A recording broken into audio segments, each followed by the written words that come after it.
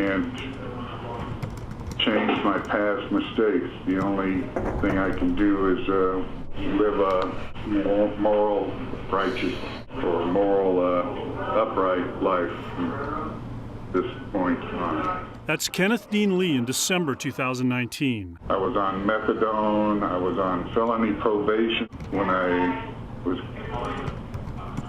doing this. Telling a parole board member his crimes. I was out of control. I was unmanageable.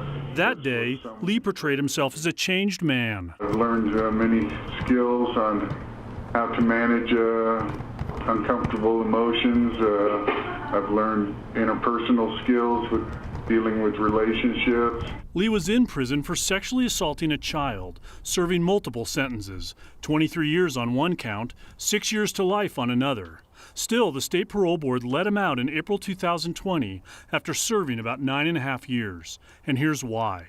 Even though this case involved a sexual assault on a child, it was not defined as a violent crime under state law.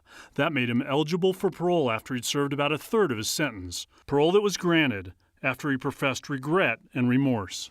To honor victims of my crime, it is crucial for me to live with integrity, being honest, and having strong moral principles. The only amends I can make to the victims of my crimes is by my commitment to do no more harm and have no more victims. Now Lee is behind bars after being arrested earlier this month, accused of having another victim, charged with sexually assaulting another child. The prosecutor on this case was notified by email after the parole board made its decision, but before Lee's release.